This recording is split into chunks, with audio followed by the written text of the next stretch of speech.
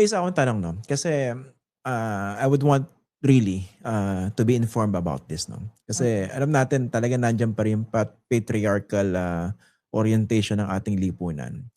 And 'di ba in the past 'pag merong mga controversies, 'pag nasasadlak sa isang controversy ang isang lalaki laban sa babae, kunwari pareho sila may career, ang nasisira o tinatamaan yung babae, hindi yung lalaki. Parang Mhm. tingin sa kanya macho pa, okey ka, 'di ba? Ang galing mo. Ngayon, nakikita natin merong widespread outrage, at least online, laban dito sa kababuyan at kabastusan itong sina Bong Suntay at saka Ferdy Topacio. Pero largely, I mean, I don't know whether you have any metrics regarding this. Mukha ba nag-i-improve na yung mga collective outrage yan? Talaga bang translated organically among Filipinos? Talagang galit na talaga tayo dyan? O baka naman online lang yan and largely, talagang ganun pa rin sila. Hindi. Boys will be boys. What do you think? Sa mga Sige, Prof. Jean, surveys sige. sa mga surveys kasi marami ano pa rin, marami pa ring Pilipinong traditional ano pa rin 'no, gender norms pa rin ang kanilang paniniwala na mas makapangyarihan ang lalaki, ang babae dapat nasa bahay lang 'no. So nakakalungkot. But then, yung Gen Z ngayon, it seems that because of their exposure to social media, like yung hashtag #MeToo, oo, yun yung ano yun yung bumulaga nung lumalaki sila. So, I mean, at least among my students, very aware sila, no? Very aware sila about yung na masama ang sexism, misogyny should be uh, abhorred. So yeah, so there's hope, pero unti-unti, and I'm very thankful to Christian for giving a space, no, to this issue. Kasi ano parang on the one hand, inis na inis tayo dito sa mga parang naging epidemic pero ng kabastusan. Pero on the other hand, mabuti at nasa surface kasi syempre kadalasan pagka political news, hindi syempre strictly politics, hindi naman parang masyadong pilit pagka meron pa tayong titingnan na gender issue. Sa academics pwede yun, pero sa pang-araw-araw na mga shows, syempre, yung kung ano yung issue of the day, that's what they feature, no? Pero ito kasi, salamat at importante ito kay Christian. And this is something that I'm sure Nakakagigil kasi. your viewers Nakakagigil. will appreciate. Yeah, exactly, exactly. Lahat naman tayo may nanay. Nakakagigil. Kung wala kayong kapatid, And wala kayong asawa, lahat naman may nanay. Ako meron akong nanay, asawa, kapatid na babae. Kaya yung mga ganyang kababuyan, hindi dapat pinapalampas yan. At hindi dapat yan, yung binabaliwala, tinatawanan. Ay, wala lang yan di ba? Sorry, talaga nanggigigil ako Alan, go ahead. Hindi. Number one, is there outrage against Ferdy Topacio? May napansin ka ba, Ian? Kasi apart from my post, which was a very rather angry post, I don't know if a lot of people have really picked it up. Maybe because they don't know who he is. But or maybe he's not too significant. Yeah, and secondly, I go back to, alam mo, naliwanagan ako dun sa sinabi ni Prof. Jean at naalala ko, yung kumandidato bilang congressman sa Pasig, si Christian Sia. Naalala mo, Ian, gumawa tayo ng ng isang buong episode dyan at hinayaan mo ako mag-vent ng isang oras.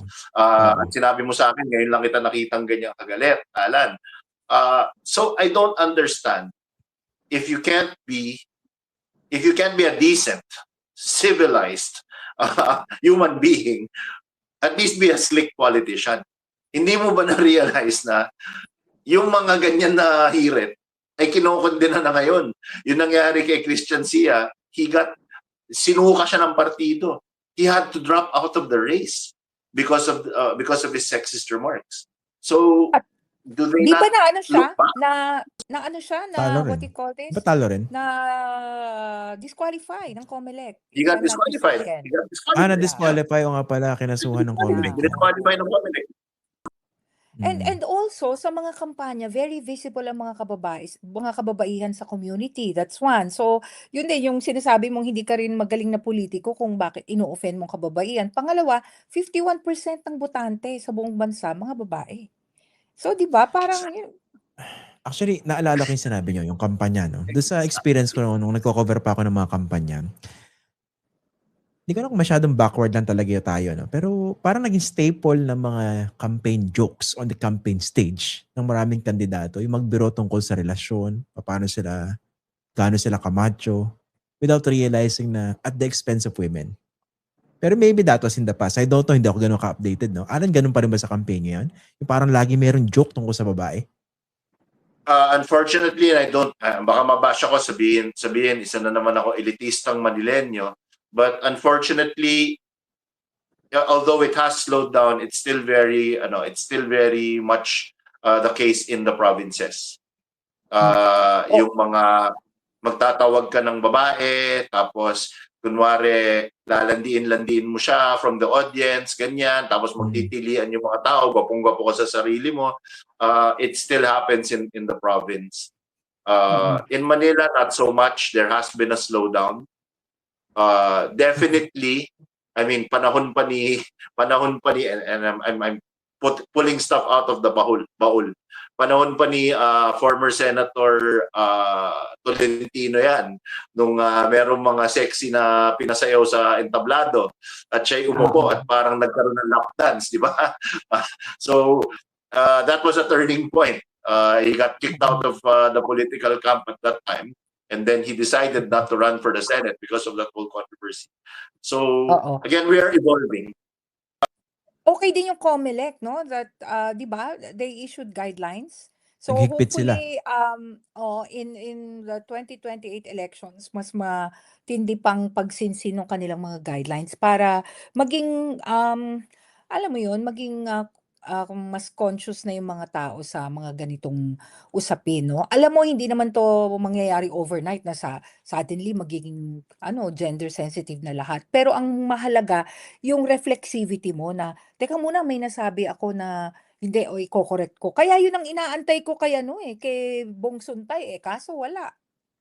Yung mukhang hindi nga niya gets eh. Ayun na nga, Hindi niya. exactly. Alan, ideally, kung ikaw yung mag-a-advise sa kanya, ano ba dapat yung handling niya? Okay, nagsalita siya ng kabastusan sa isang congressional hearing. Ano ba yung niya? 'Di ba may naisusulat yan sa The Book of Alan on how that should be handled. Of course. And of course, the Faxnatics are very familiar with this methodology. Never stray. You will never go wrong if you follow the 4R methodology. It's that simple.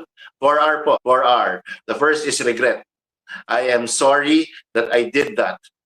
It was wrong. I apologize sincerely to everyone I offended. Full stop.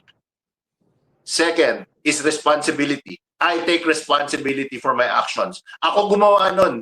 Hindi yun open to interpretation, hindi yun dahil you may have given it a malicious twist. Walang ganon. Responsibility ko yun. Mali ko yun The third is restitution. Because I said this, because I have, especially during Women's Month, I call out, I will seek out pro-women groups or pro-women and offer whatever support I can for their advocacies. Restitution. The last is reform. I will do better. How will I do better? I will attend the gender sensitivity training. If he had followed, and I promise you this will never happen again. If he had followed that 4R playbook, wala tayo dito ngayon. Pwede ba ako magdagdag ng isa sa Book of Alan? He should mean it. He should mean it. Yeah, well, of course. Of course. Siyempre, that is the sincerity is assumed, if not always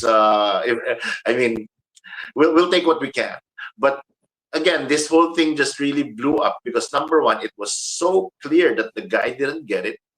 And two, nag-double down pa yung mama. Nag-iba-iba yung kwento, sinubukan pa magdagdag ng patawa, ng pakyut, sinama pa yung asawa, sabi niya, yung mga kaibigan niya, tinext daw siya na idol. I have a word.